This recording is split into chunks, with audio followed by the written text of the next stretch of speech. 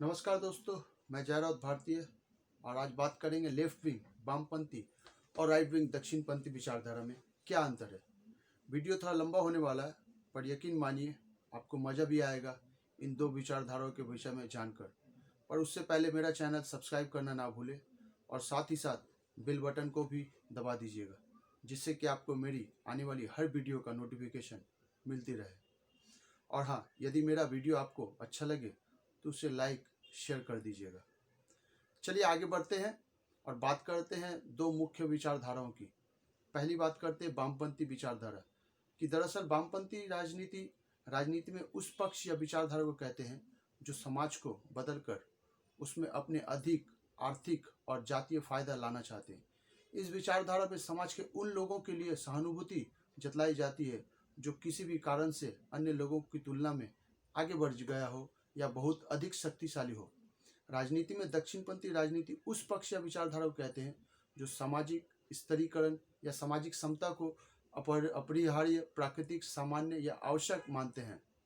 आमतौर से इस पक्ष के समर्थक समाज की ऐतिहासिक, भाषा, अर्थव्यवस्था और धार्मिक पहचान को बनाए रखने की चेष्टा करते हैं। भारतीय राजनीति का इतिहास बहुत ही प्राचीन है। भारतीय राजनीति में समय समय पर परिवर्तन देखने को मिलता है। भारत की राजनीति में भारतीय जनता पार्टी और भारतीय राष्ट्रीय कांग्रेस दो पार्टियां मुख्य भूमिका निभाती है।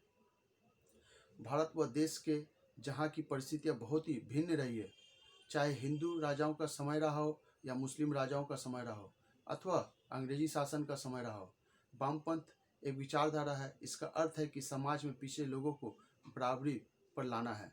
इस विचारधारा के लोग जाति, वर्ण, समुदाय, राष्ट्र और सीमा को नहीं मानते हैं। इस विचारधारा के लोगों का मुख्य उद्देश्य पिछड़ते लोगों को एक साथ मंच पर लाना है।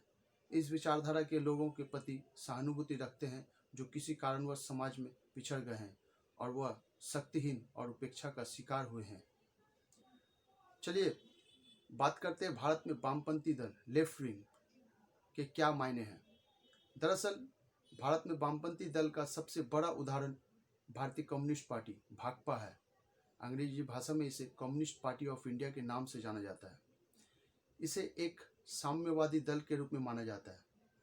आधिकारिक रूप से इसकी स्थापना 26 दिसंबर सन 1925 को हुई थी, परंतु यह अपनी वास्तविक स्थापना वर्ष 1920 को मानते। दक्षिणपंथ राइट विंग दक्षिणपंथ विचारधारा के लोग वामपंथ विचारधारा के बिल्कुल विपरीत होते हैं।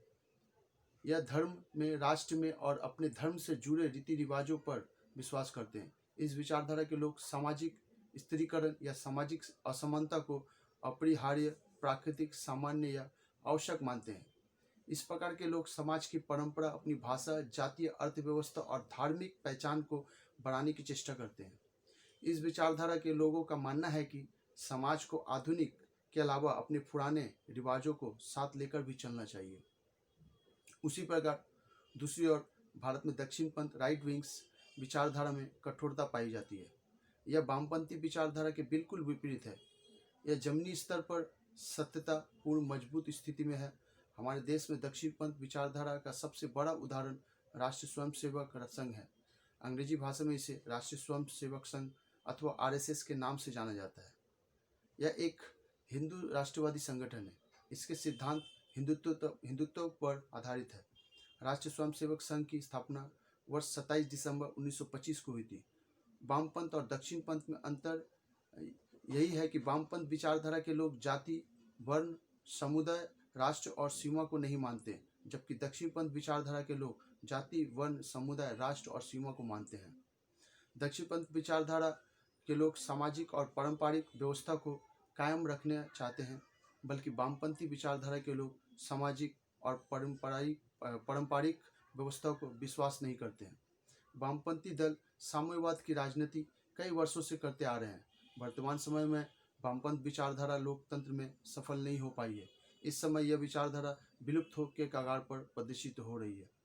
इस विचारधारा में राष्ट्रवाद को अपनाना निषेध है। इसी कारण से वह राष्ट्रवाद के नारों से मीलों दूर रहते हैं। वामपंथी दल स्वयं विभाजन के शिकार हो चुके हैं।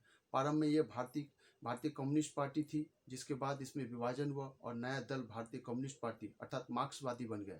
इसके बाद वह वाम मोर्चा दल में परिवर्तित हो गया। यहाँ पर हमने लेफ्ट विंग और राइट विंग्स दक्षिणपंथी विचारधाराओं के विषय में जानकारी उपलब्ध कराई। यदि इस जानकारी से संबंधित आपके मन में किसी प्रकार का प्रश्न आ रहा है अथवा इससे संबंधित अन्य कोई जानकारी प्राप्त करना चाहते हैं तो कमेंट बॉक्स के माध्यम से कुछ आप पूछ सकते हैं। हम आपके द्वारा दी गई प्रतिक्रिया और सुझावों का इंतजार करेंगे। और हाँ दोस्तों, जाते जाते एक खास बात जो राजनीति से जुड़े उन लोगों के लिए है और जो राजनीति में अपना भविष्य बनाने जा रहे हैं या बनाना चाहते हैं, विशेषकर उन लोगों के लिए यह बात लागू होती है कि राजनीति का मुख्य विचारधारा यह है कि राजनीति में ना ही कोई दोस्त होता है और ना ही कोई दुश्मन। उम्मीद करता हूँ दोस्तों यह जानकारी आप लोगों को अच्छी लगी होगी। चलिए दोस्तों, फिर मिलेंगे किसी नए विषय पर। तब तक के लिए जय हिंद, जय भारत।